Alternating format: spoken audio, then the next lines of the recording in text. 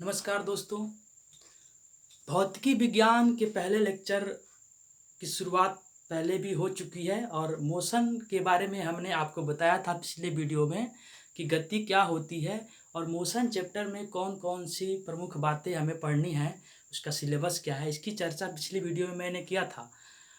तो उसी संदर्भ में उसी को आगे कंटिन्यू करते हुए आज का हमारा टॉपिक है दूरी एवं विस्थापन, डिस्टेंस एंड डिस्प्लेसमेंट। तो आइए इससे स्टार्ट करते हैं और दूरी और विस्थापन के कंसेप्ट को समझते हैं। तो यहाँ पे हम देखिए दोनों में अंतर करके पढ़ेंगे, दोनों का डिफरेंस करके पढ़ेंगे, इससे ज़्यादा हमें बेहतर समझ में आएगा। तो दोस्तों दूरी क्या होती है? दूरी किसी वस्तु द्वारा तय की गई रास्ते की कुल लंबाई को दूरी कहते हैं। जैसे मान लीजिए यहाँ पे कि कोई रास्ता है, चलिए मान लीजिए आपके यहाँ पे इसकी लंबाई यहाँ से यहाँ तक मान लीजिए कि 2 मीटर है, इसकी लंबाई 2 मीटर है। अब मानिए कि कोई चींटी है जो इस पे इस तरह से चल रही है, ये ऐसे रखा हुआ है फर्श पे, और चींटी है, कोई चींटी यहाँ से चलते हुए ऐसे चलते हुए यहाँ तक आती है। कैसे आती है? ये इस तरह से रखा हुआ था, इसकी लंबाई कुल 2 मीटर है, ऐसे रखा हुआ है, और कोई चींटी रानी है वो ऐसे चलते हुए इसी स्ट्रिंग्स पे ऐसे यहाँ तक आती है। तो चींटी ने कितनी दूरी तय किया?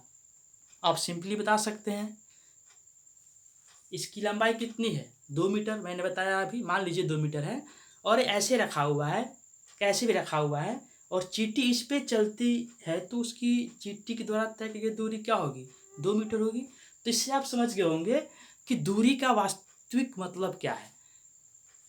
वो ये है कि किसी वस्तु द्वारा जो भी रास्ता तय किया जाता है, उस रास्ते की जो कुल लंबाई होती है उसे दूरी कहते हैं। इसके बाद विस्थापन, डिस्प्लेसमेंट। विस्थापन किसे कहते हैं? तो आप देख पाते हैं कि तय की गई न्यूनतम दूरी को विस्थापन कहते हैं। तय की गई न्यूनतम दूरी, ये दो अंतर समझना है आपको।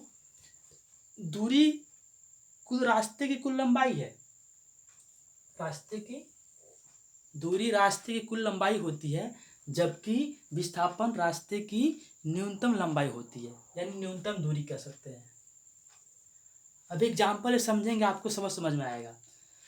या विस्थापन को हम ऐसे भी कह सकते हैं कि वस्तु की प्रारंभिक अवस्था एवं अंतिम अवस्था के बीच की सीधी रेखा। देखिए, अगर आपको प्रश्न में विस्थापन फाइंड आउट करना है तो आप इस बात को ध्यान रखेंगे कि वस्तु का इनिशियल पोजीशन क्या है, वस्तु प्रारंभ में कहाँ है और वस्तु अंत में कहाँ है। तो अंतिम अवस्था और प्रारंभिक अवस्था के बीच की जो सीधी रेखा होगी उसी की लंबाई क्या होगी? उसकी विस्थापन होगी। इसको आगे हम अभी एग्जाम्पल से समझेंगे।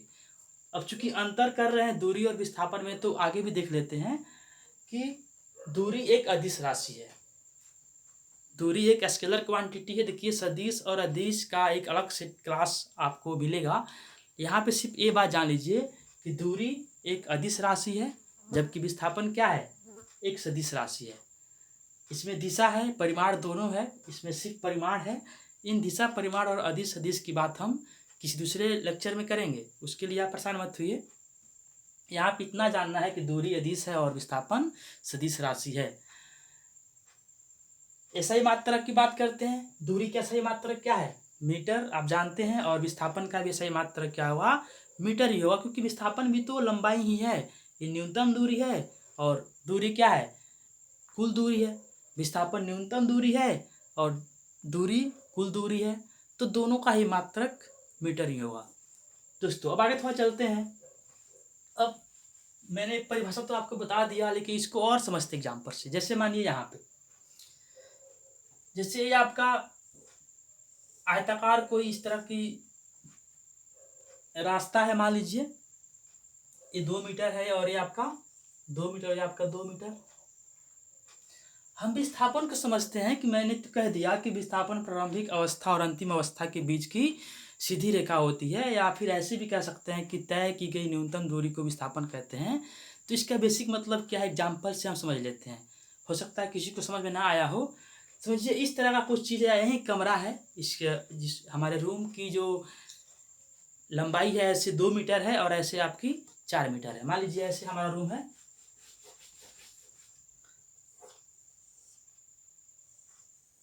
ठीक है, ये 4 मीटर है और ये आपका 2-2 मीटर है। इधर से 4 मीटर है, इधर से आपका 2-2 मीटर है। तो समझिए कोई बालक है या मैं इस कॉर्नर से उस कॉर्नर पे जाता हूँ, उस कॉर्नर से उस कॉर्नर पे जाता हूँ और उस कॉर्नर से उस कॉर्नर पे आता हूँ। ध्यान समझिएगा।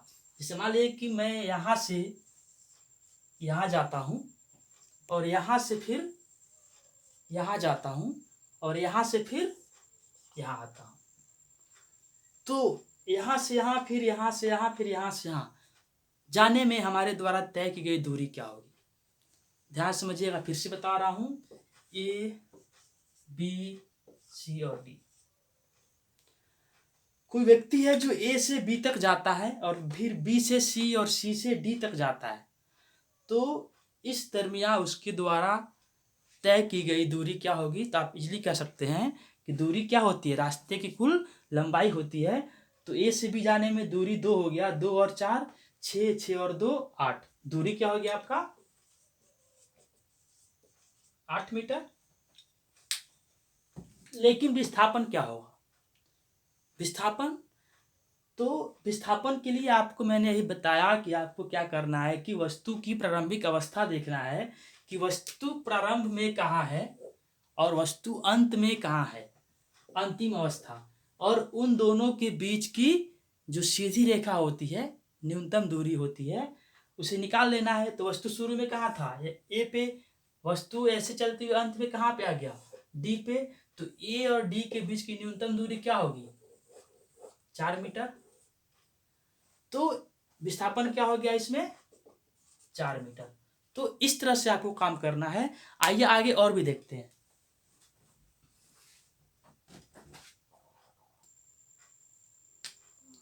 दोस्तों यहाँ पे एक बार और समझते एग्जाम्पल, इसको दोबारा से फिर ध्यान समझिएगा। बहुत ही बड़ी बात यहाँ से निकल कर सामने आती है। जैसे कि मान लीजिए कि यहाँ से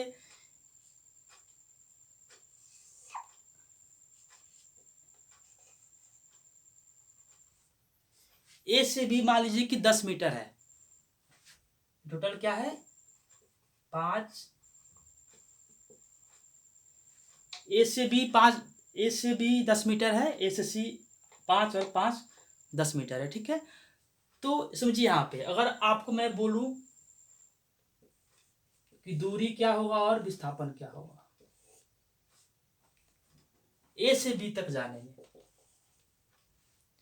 ए से बी तक जाने में दूरी क्या होगा? तो दूरी आप देख सकते हैं, ए से बी गया है कितना? 10 मीटर। दूरी होगा 10 मीटर। और ए से बी तक जाने में विस्थापन क्या होगा?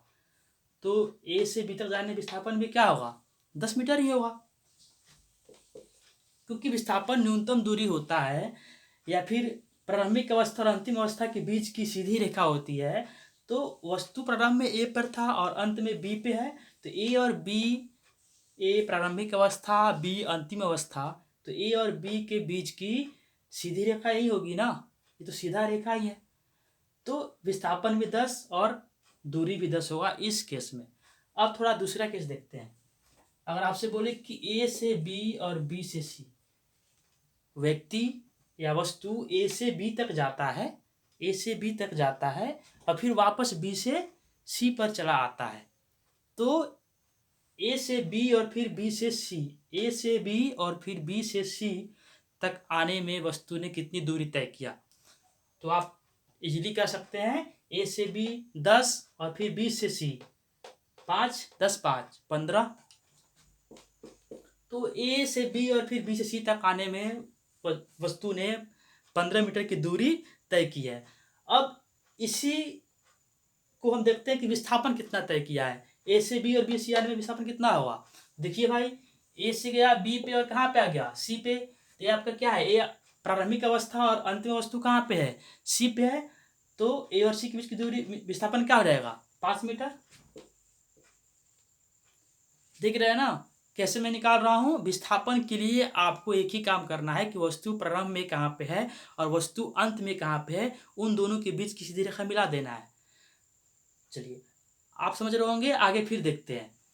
अब मान लीजिए अगर आपसे पूछा जाए कि ए से बी तक गया और फिर बी से सी होते हुए ए पे आ गया।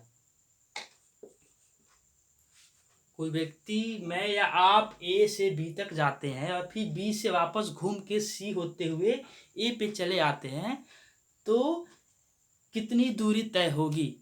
तो बड़ा सिंपल है, ए से बी तक 10 और फिर बी से ए तक 10, 10 10 20 हो गया, 20 मीटर। लेकिन विस्थापन क्या होगा? जी हाँ, विस्थापन शून्य होगा, क्योंकि वस्तु ए से चला था और फिर कहाँ पहुंच गया?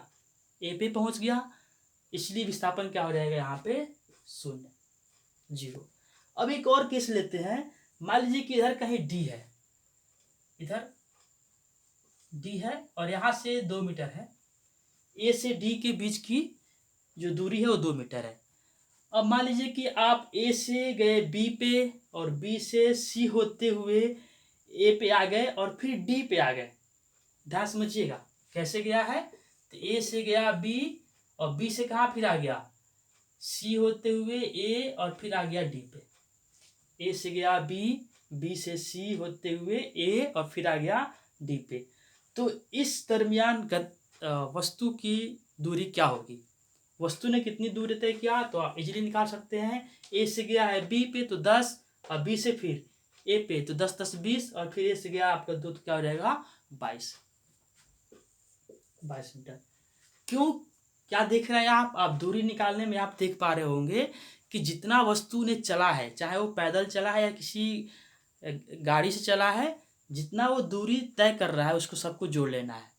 लेकिन विस्थापन निकालने में आप क्या देख रहे हैं कि वस्तु कितना तय कर रही है, देखना है वस्तु शुरू में कहाँ पे है और वस्तु अंत में कहाँ पे है, उन दोनों के बीच की सीधी रेखा कितनी है, लंबाई कितनी, उसी को निकालना है।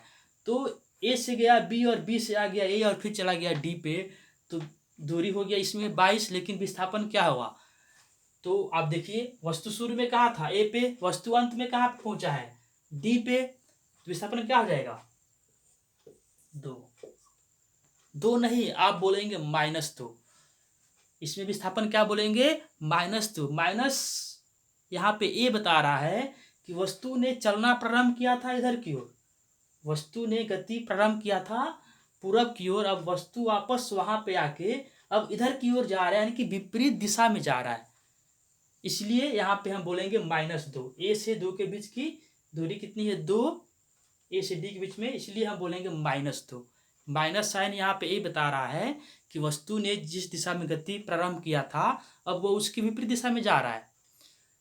चलिए, तो इस तरह से हम दूरी विस्थापन को निकालते हैं। दोस्तों, ये बताने का उद्देश्य ये था कि आप दूरी विस्थापन के अंतर को समझ सकें। और अगला जो सबसे बड़ा उद्देश्य ये है वो आप देख पा रहे होंगे कि क्या कहीं दूरी निगेटिव हुआ है?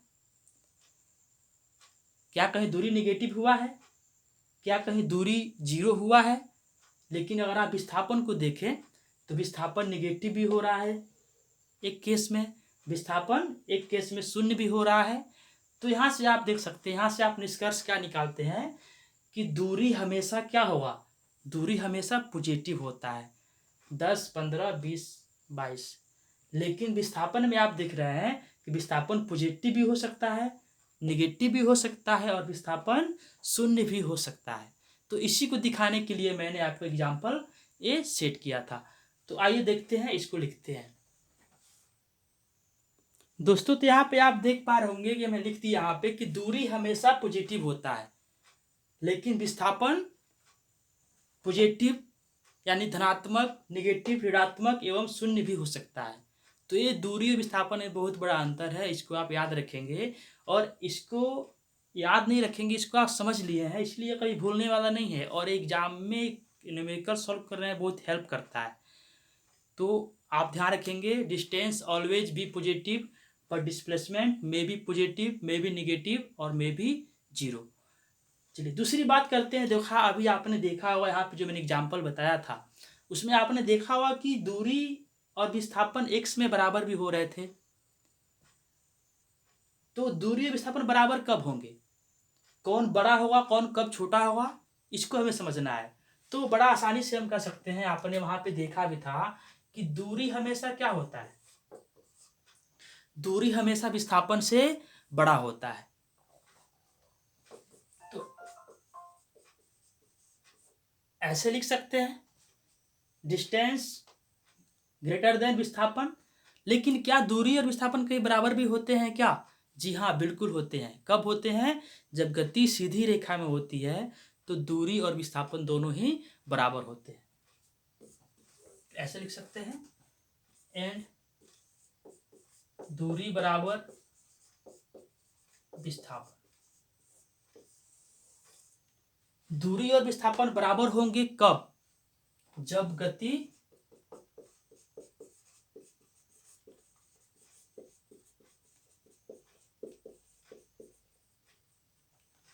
ध्यान समझना दोस्तों, लिखा हुआ है कि डिस्टेंस इक्वल टू डिस्प्लेसमेंट। दूरी और विस्थापन बराबर होंगे कब? जब गति स्ट्रेट लाइन में हो, सीधी रेखा में होती है तो डिस्टेंस और डिस्प्लेसमेंट दोनों ही इक्वल होते हैं। अदरवाइज गति सीधी रेखा में ना हो, टेढ़ी मेढ़ी जिग जैग कैसे भी पाथ पे हो, तो हर एक दशा में दूरी विस्थापन से बड़ा होगा।